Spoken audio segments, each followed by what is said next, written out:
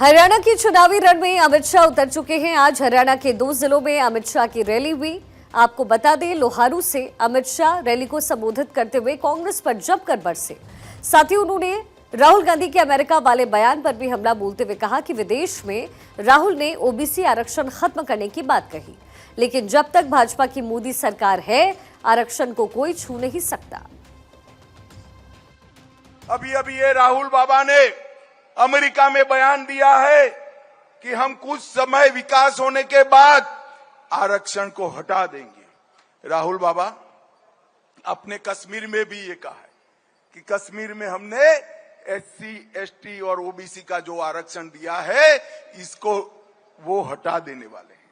मगर आप चिंता मत करो लोहारू वालों, मैं कहकर जाता हूं, राहुल बाबा क्या कोई भी आ जाए, जब तक भाजपा है आरक्षण को हम छूने नहीं देंगे, छूने नहीं देंगे। अब रैली में शाह ने कांग्रेस की अंदरूनी कलह पर भी जमकर बरसे। उन्होंने कहा कि कांग्रेस की अंदरूनी कलह किसी से छिपी नहीं है। इस पार्टी के पास 1-2 नहीं बल्कि सीएम पद के लिए 4 नेता लड़ाई लड़ रहे हैं। अग्निवीर को लेकर के उन्होंने कहा कि अग्निवीर पर कांग्रेस सिर्फ राजनीति करती आई है। कांग्रेस वाले अफवाह फैलाने का काम करते हैं। उन्होंने आगे कहा कि अग्निवीरों को 20% आरक्षण दिया जा रहा है। साथ ही गारंटी देते हुए उन्होंने कहा कि कोई भी अग्निवीर बिना नौकरी के नहीं रहेगा। उन्होंने कहा वहां कांग्रेस की आपसे लड़ाई नहीं है, मतलब बीजेपी से नहीं है। तो मुझे आश्चर्य हो गया, क्या बात कर रहे हो यार, 2 ही पार्टी है वहां, कांग्रेस और भाजपा।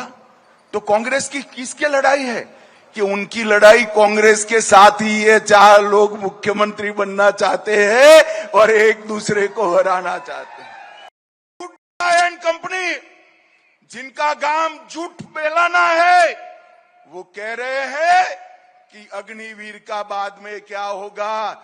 मैं जो बोलता हूं वो करता हूं, और मोदी जी जो इशारा करते हैं वो भी हो जाता है। मैं आज कहकर जाता हूं, हरियाणा के एक भी अग्निवीर को वहां से अगर वापस आना पड़ता है तो नौकरी के बगैर का नहीं रहेगा। इसकी जिम्मेदारी भारतीय जनता पार्टी की है। तो पहले भिवानी के लोहारू और दूसरी फरीदाबाद के सेक्टर 12 में ये जनसभाएं थी। इस दौरान अमित शाह ने पूर्व सीएम भूपेंद्र हुड्डा को चैलेंज दिया। उन्होंने कहा कि हुड्डा साहब 10 साल मुख्यमंत्री रहे, ऐसे में लिस्ट लेकर के फरीदाबाद चौक पर आ जाओ, विपुल गोयल आपसे बहस करने के लिए आ जाएगा। उन्होंने ये भी कहा कि हरियाणा में कांग्रेस भाजपा के खिलाफ चुनाव नहीं लड़ रही है, वहां तो हुड्डा कुमारी शैलजा के खिलाफ चुनाव लड़ रहे हैं। हमारा दावा स्पष्ट है कि हम नायब सिंह सैनी के नेतृत्व में ही विधानसभा चुनाव लड़ रहे हैं। हरियाणा में कांग्रेस की अंदरूनी कलह किसी से छिपी नहीं है। इनके यहाँ 4 नेता सीएम पद को लेकर के लड़ाई लड़ रहे हैं। अमित शाह की इन 2 रैलियों से बीजेपी को कितना फायदा मिलेगा, इसको लेकर हमारे पंजाब हरियाणा एडिटर थानेश्वर शर्मा का क्या कुछ कहना है, जरा सुनिए। विधानसभा चुनाव की रणभेरी बज चुकी है। सभी पार्टियां अपने अपने तरीके से चुनाव प्रचार कर रही हैं और सभी जीत का दावा भी कर रही हैं, लेकिन कांग्रेस पार्टी में भीतरघात पूरे चरम पर है। इस समय जिस तरीके से भूपेंद्र हुड्डा, कुमारी शैलजा और रणदीप सुरजेवाला तीनों ही अपने आप को सीएम की दौड़ में गिन रहे हैं और तीनों का ही सीएम होने का दावा किया जा रहा है। जिस तरीके से कुमारी शैलजा और रणदीप सुरजेवाला ने विधानसभा चुनाव लड़ने की इच्छा जाहिर की थी, लेकिन आला कमान ने उन्हें परमिशन नहीं दी। लेकिन अब भी तीनों में जो आपसी खींचातान है, उसकी वजह से कांग्रेस को भीतरघात होने की पूरी संभावना है। भीतरघात की वजह से ही कांग्रेस को भारी परेशानी का सामना करना पड़ रहा है। हालत यह है कि आने वाले विधानसभा चुनाव में जिस दिन वोटिंग होगी, उस दिन यदि आला कमान ने यह भीतरघात खत्म नहीं किया तो कांग्रेस को भारी नुकसान का सामना करना पड़ सकता है। वीडियो जर्नलिस्ट दीपक कुमार के साथ डॉक्टर थानेश्वर शर्मा, चंडीगढ़।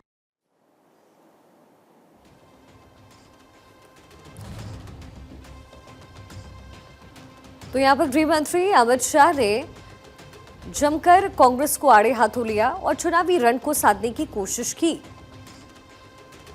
अमित शाह की इन 2 रैलियों से बीजेपी को कितना फायदा मिलता है, ये देखना दिलचस्प होगा, क्योंकि जो अहम मुद्दे हैं उसको गृह मंत्री अमित शाह ने यहाँ पर उठाया।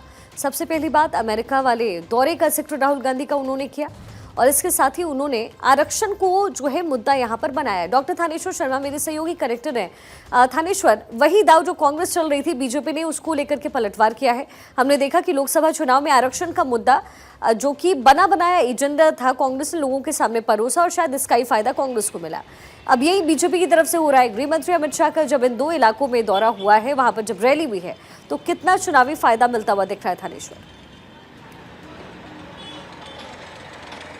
देखिए, सबसे पहले ये जो पहल की रैली हुई है, मैं इसके बारे में बात करना चाहूंगा, क्योंकि बीजेपी को कहा जाता है कि बीजेपी शहरवासियों की पार्टी है। बीजेपी के साथ कहीं ना कहीं शहर का वोटर याद रहता है, इसलिए बीजेपी ने ग्रामीण वोटर को साधने के लिए खास तौर से ठेठ ग्रामीण क्षेत्र बहल के अंदर रैली की है। बहल में फर्स्ट टाइम किसी नेशनल लीडर ने रैली की है, तो जिसका जो राजस्थान में कांग्रेस की सरकार है, कहीं उन्हें दिक्कत थी कि कहीं उसका प्रभाव की वजह से कहीं बीजेपी को नुकसान ना हो जाए। और साथ अहिरवाल क्षेत्र पड़ता है, अहिरवाल क्षेत्र को भी काफी मजबूती से इधर जैसे राव इंद्रजीत सिंह को कमांड दी रखी है और उधर से सारी सीटों को प्रभाव में लेने के लिए पहल की गई है, जिसका ग्रामीण क्षेत्र में प्रभाव पड़ेगा। और सबसे बड़ी बात है कि अमित शाह ने जिस तरीके से लोकसभा चुनाव के बाद पहली बार हरियाणा में रैली करके, चाहे वो पहल में क्यों चाहे फरीदाबाद में क्यों, उसमें जिस तरीके से विपक्ष को ललकारा है, वो सीधा सीधा उसका बहुत ज्यादा इम्पैक्ट पड़ने की संभावना है। क्योंकि आम आदमी पार्टी को लग रहा था कि दिल्ली में उसकी सरकार है, तो जो एनसीआर में सीटें पड़ती है, जो जैसे फरीदाबाद, पलवल, बल्लभगढ़ वगैरह, तिगांव वगैरह जो सीटें, उस पर उन्हें फायदा हो सकता है। लेकिन फरीदाबाद में रैली करके आम आदमी पार्टी की उन उम्मीदों पर अमित शाह ने बिल्कुल पानी फेरने का काम किया है। और अमित शाह ने अपने भाषण में जिन जिन मुद्दों को उठाया, जैसे अमेरिका का मुद्दा हो गया, आरक्षण का मुद्दा हो गया, बीजेपी ने क्लियर शब्दों में मुद्दा हो गया, आरक्षण का मुद्दा हो गया, बीजेपी ने क्लियर शब्दों में कहा था कि लोकसभा चुनाव में जिस तरीके से कांग्रेस ने संविधान की कॉपी को हाथ में लेके, उन्होंने कहा संविधान हाथ में नहीं था, संविधान की कॉपी हाथ में थी, क्योंकि संविधान को जगह जगह ऐसे हाथों में लेके प्रदर्शन नहीं किया जा सकता। तो बीजेपी ने जो वर्ड इस्तेमाल किया था कि संविधान की कॉपी हाथ में लेके लोगों को मिसगाइड करने का प्रयास किया कि आरक्षण खत्म कर दिया जाएगा बीजेपी, तो उसी बात में कहीं कांग्रेस की जो वो पॉलिसी थी वो दोबारा विधानसभा चुनाव में वो इंप्लीमेंट ना हो जाए, इसलिए अमित शाह ने इस आरक्षण के बारे में क्लियर कर दिया कि संविधान में जो लिखा हुआ है उसको हम टाल नहीं सकते। संविधान में आरक्षण के बारे में लिखा हुआ है तो आरक्षण मिलेगा, आरक्षण समाप्त नहीं हो सकता। जिस तरीके से उन्होंने आरक्षण पे कांग्रेस ने लोकसभा चुनाव में किया था, उसी का नतीजा था कि लोकसभा चुनाव में लोकसभा की 5 सीटों से बीजेपी को हाथ धोना पड़ा था। अब बीजेपी तीसरी बार दोबारा हरियाणा में सत्ता में आने के लिए किसी तरह की कोर कसर नहीं छोड़ना चाहती। बीजेपी जिस सिस्टेमेटिकल ढंग से, मैं कहूं कि मैनेजमेंट तरीके से, जिस तरीके से बीजेपी अपना चुनाव प्रचार कर रही है, वो कोई अतिशयोक्ति नहीं होगी। पहले हमेशा बीजेपी के जो आला नेता पहले रन से अपनी शुरुआत करते हैं, वो साउथ से, दक्षिण हरियाणा से करते थे, लेकिन पहली बार ऐसा हुआ है कि जीटी रोड में महाभारत की जन्मस्थली, महाभारत का युद्ध जहां हुआ था, वहां उस रण क्षेत्र कुरुक्षेत्र से प्रधानमंत्री नरेंद्र मोदी ने अपने चुनाव प्रचार की शुरुआत की है। और दूसरी तरफ ठेठ ग्रामीण क्षेत्र में देश के सबसे बड़े नेता, बीजेपी के सबसे बड़े स्टार प्रचारक अमित शाह ने आज रैली की है, जो सीधा सीधा इसका संदेश है कि बीजेपी बड़े सिस्टेमेटिकल ढंग से अपना चुनाव प्रचार कर रही है।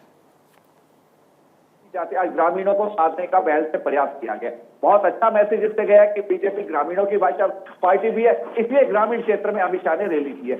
आगे भी जितने बड़े स्टार प्रचारक आ रहे हैं, उनको सीधे सीधे निर्देश दिए गए कि कहीं ना कहीं ग्रामीण क्षेत्र में आप रैली कीजिए। और चूंकि शहरी वोटर तो बीजेपी को लगता है कि उसके साथ है ही है, क्योंकि शुरू से कहा जाता है कि बीजेपी शहर की पार्टी है, शहरी वोटर उसके साथ रहता है, ग्रामीण क्षेत्र का वोटर उसके नहीं आता। ग्रामीण वोटर को साधने के लिए जैसे बहल में रैली की गई है, और शहरी वोटर के साथ साथ एनसीआर की सीटों को की गई है, और शहरी वोटर के साथ साथ एनसीआर की सीटों को साधने के लिए जो फरीदाबाद में रैली की, अपने आप में एक बहुत बड़ी बात है। अब देखना यह है कि इसकी काट के लिए विपक्षी दल किसकी रैली करवाते हैं इन क्षेत्रों में, और वो इसकी काट के लिए क्या प्रचार आगे करते हैं। जी अच्छा, पार्टीज इस समय किस तरीके से इस अभियान में जुटी हुई है, क्योंकि जो मुकाबला हरियाणा में है वो सिर्फ बीजेपी वर्सेस कांग्रेस की नहीं है, ये त्रिकोणीय हो गया मुकाबला। तो आम आदमी पार्टी की तरफ से वहां क्या किया जा रहा है? हालांकि दिल्ली में अरविंद केजरीवाल व्यस्त जरूर है इस समय।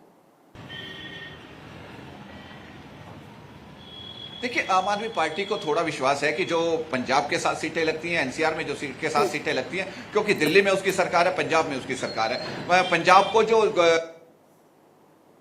और इधर से अपना हिसार हो गया और टोहाना हो गया और रतिया हो गया और फतेहाबाद हो गया, सिरसा, रानिया, डबवाली, ये क्षेत्र की जो सीटें हैं उस पे इसे कलाइस भी शामिल है, इसमें फायदा होने की संभावना है। और क्योंकि पंजाब में बीजेपी आम आदमी पार्टी की सरकारों से लगता है कि जो पंजाब में सुख सुविधाएं दे रहे हैं लोगों को, उसका प्रभाव इस क्षेत्र में पड़ेगा। लेकिन चाहे कितना भी जोर लगा ले आम आदमी पार्टी इस क्षेत्र में, क्योंकि हरियाणा की राजनीति एक अलग तरह की राजनीति है। हरियाणा की राजनीति जहाँ जात पात के साथ चलती है, वही मुद्दों के साथ भी चलती है, और वो क्षेत्रीय नेता भी देखते हैं। अब जिस तरीके आम आदमी पार्टी ने दिल्ली की तर्ज पर या पंजाब की तर्ज पर आम आदमी को उठा के, जिनका पॉलिटिक्स में कभी नाम नहीं था, उनको टिकट देकर के मैदान में उतारा है। लेकिन हरियाणा की जो पॉलिटिक्स है वो ये देखती है कि जिस व्यक्ति को अपने चुनाव में उम्मीदवार खड़ा किया, उस चीज को वोट दे रहे हैं, उसका क्षेत्र में, उसने राजनीति के क्षेत्र में काम कितना किया है, उसका बैकग्राउंड कैसा है, वो आगे जाके क्या क्या काम कर सकता है। अभी जिस तरीके पंजाब में एंटी इनकम्बेंसी का फायदा आम आदमी पार्टी को हुआ था, लेकिन हरियाणा में एंटी इनकम्बेंसी का फायदा आम आदमी पार्टी को होता मुझे नजर नहीं आ रहा है। लेकिन मुकाबला तिकोनिया करने के लिए हो सकता है कि केजरीवाल भी अब प्रचार करे, संजय सिंह भी आए, संदीप पाठक भी आए, और भी आम आदमी पार्टी के बड़े नेता जो स्टार प्रचारक बनेंगे, एक के बाद एक रैलियां करेंगे। लेकिन जितना प्रभाव यहाँ पर कांग्रेस और बीजेपी के बीच में जो फाइट नजर आ रही है, हालांकि किसी किसी सीट पर, जैसे यमुनानगर की सीट लगा लो, कलाइस की सीट लगा लो, इक्का दुक्का सीट पर वो इसको तिकोनिया करने का कोशिश कर रही है, लेकिन अपने मकसद में इतनी कामयाब होती नजर नहीं आ रही। जबकि दूसरी तरफ कई सीटों पर इंडियन नेशनल लोकदल और बीएसपी मुकाबले को।